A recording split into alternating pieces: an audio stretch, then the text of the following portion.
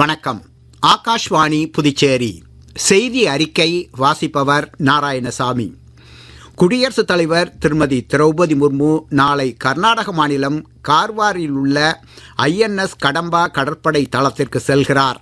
தளத்தை பார்வையிட்ட பிறகு குடியரசுத் தலைவர் துறைமுகத்திலிருந்து நீர்மூழ்கி கப்பலில் பயணம் மேற்கொள்கிறார். 2006ஆம் ஆண்டு விசாகப்பட்டினத்தில் கடற்படை நீர்மூழ்கி கப்பலில் பயணம் செய்த முன்னாள் குடியரசுத் தலைவர் டாக்டர் ஏபிஜே அப்துல் கலாமிற்கு பிறகு நீர்மூழ்கி கப்பலில் பயணம் மேற்கொள்ளும் இரண்டாவது குடியரசுத் தலைவர் திருமதி திரௌபதி முர்மு என்பது குறிப்பிடத்தக்கது.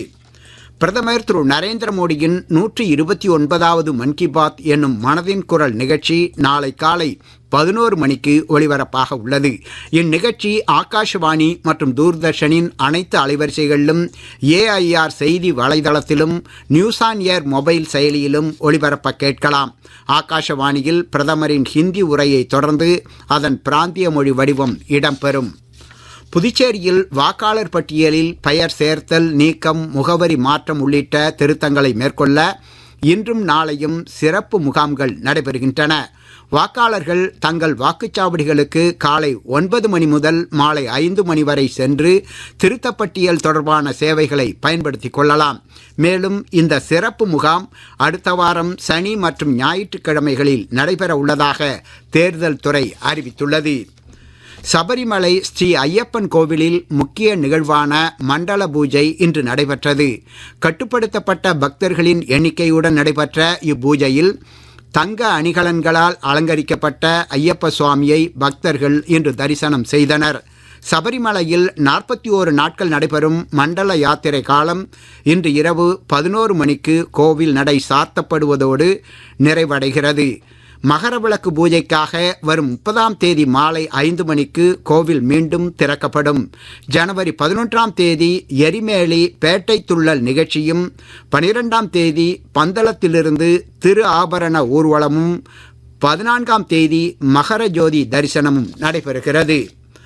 புதுச்சேரி தலைமைச் செயலகத்தில் உயர்மட்ட ஆலோசனை கூட்டம் இன்று நடைபெற்றது. புதுச்சேரியில் செயல்படுத்தப்படும் மத்திய அரசின் 35 திட்டங்கள் குறித்து இக்கூட்டத்தில் விவாதிக்கப்பட்டது.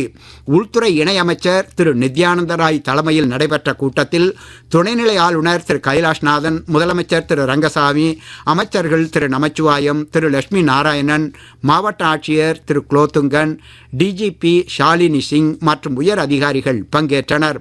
போதைப்பொருள் தொடர்பான குற்றங்களை திறம்பட எதிர்த்து போராடுவதற்கு இரவு நேர ட்ரோன்கள், போதைப்பொருள் கண்டுபிடிப்பான்கள் மற்றும் உளவு கேமராக்கள் உள்ளிட்ட உயர் தொழில்நுட்ப கருவிகளுக்காக போதைப்பொருள் கட்டுப்பாட்டு பணியகத்திடம் 97.15 லட்சம் செலவிலான திட்டத்திற்கு ஒப்புதல் அளிக்க வேண்டும் என்று கோரிக்கை விடுக்கப்பட்டுள்ளது.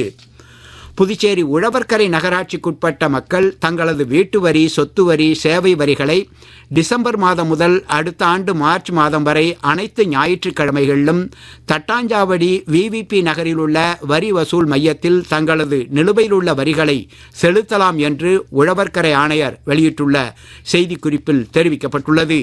மேலும் இம்மையம் காலை 10 மணி முதல் மதியம் 1 மணி வரையிலும், மதியம் 2 மணி முதல் மாலை 4 மணி வரையிலும் இயங்கும் என்றும் தெரிவிக்கப்பட்டுள்ளது. அமெரிக்காவில் விடுமுறை பயணங்களின் உச்சகட்ட நேரத்தில் வடகிழக்கு பகுதியை தாக்கிய கடுமையான குளிர்கால புயல் காரணமாக ஆயிரக்கணக்கான விமானங்கள் ரத்து செய்யப்பட்டுள்ளன. சுமார் 1600 விமானங்கள் ரத்து செய்யப்பட்டும் 7400 விமானங்கள் தாமதமாகி உள்ளன. இதனால் நியூயார்க், பாஸ்டன், சிகாகோ மற்றும் டொராண்டோ விமான நிலையங்களில் பெரும் பாதிப்பு ஏற்பட்டது.